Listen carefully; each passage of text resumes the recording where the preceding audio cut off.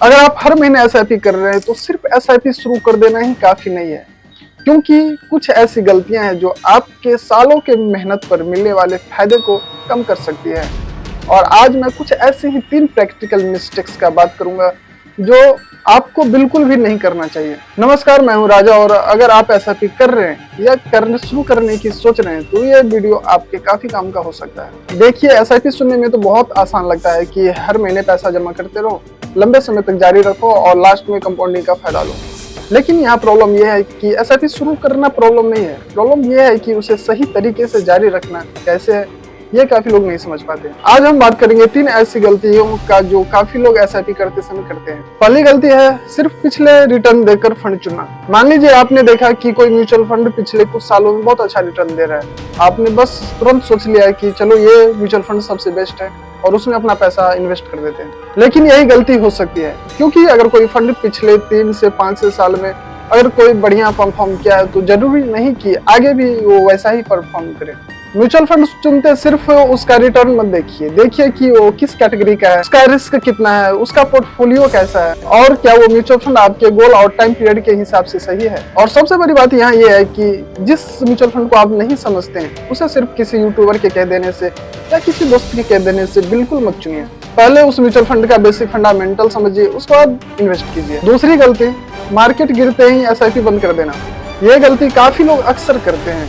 Market जब ऊपर जा रहा है तो बहुत खुश होते हैं, लेकिन जैसे ही मार्केट गिरा पोर्टफोलियो लाल दिखता है और मन में ये आता है कि यार मेरा पैसा कहीं डूब ना जाए, और एसआईपी बंद कर देते हैं। लेकिन आप सोचिए कि आपने लॉन्ग टर्म सोचकर एसआईपी शुरू किया है, तो कुछ समय के लिए मार्केट गिरा तो एसआईपी बंद कर देना क्या सही डिसीजन है?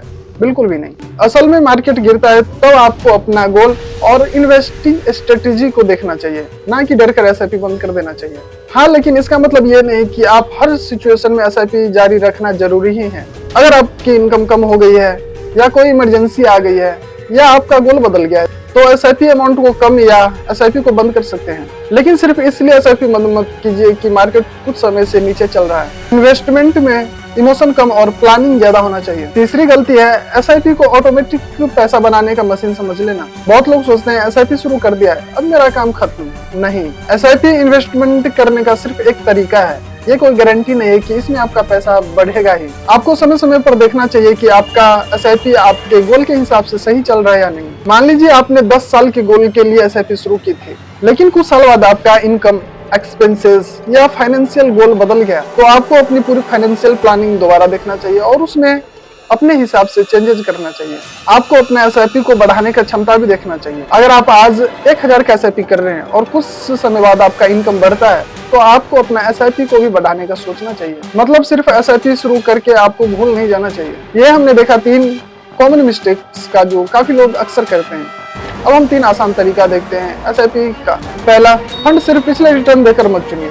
दूसरा, मार्केट गिरने पर बिना सोचे समझे कोई पैनिक डिसीजन मत लीजिए। तीसरा, एसआईपी करके आपको भूल ही नहीं जाना है, आपको समय समय पर अपना फाइनेंशियल गोल के हिसाब से उसमें परिवर्तन भी करना है। और एक बात हमेशा याद रखिए कि एसआईपी कोई शॉर्टकट तरीका नहीं है पैसा बनाने का। 500 या 1000 से एसआईपी शुरू करना बिल्कुल ठीक है, लेकिन असली फायदा मिलता है टाइम पीरियड से, डिसिप्लिन से और कंसिस्टेंसी से। अगर आप एसआईपी कर रहे हैं तो ये मत सोचिए कि मैं हर महीने पैसे डालता रहूं, यह भी सोचिए कि मैं किस गोल के लिए इन्वेस्ट कर रहा हूँ, कितना रिस्क ले सकता हूँ और कितने समय तक इन्वेस्ट कर सकता हूँ। यही छोटी छोटी बातें आपके इन्वेस्टमेंट जर्नी को बेहतर बना सकती है। तो दोस्तों, इस वीडियो में बस इतना ही। वीडियो आपको कुछ वैल्यू दिया हो तो लाइक जरूर करिएगा। बाकी रेगुलर कंटेंट के लिए, कुछ नया हमेशा सीखने के लिए चैनल को सब्सक्राइब भी कीजिएगा।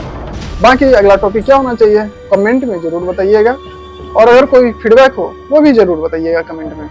तो मिलते हैं अगले वीडियो में एक नए और शानदार टॉपिक के साथ। तब तक के लिए आपका बहुत बहुत धन्यवाद।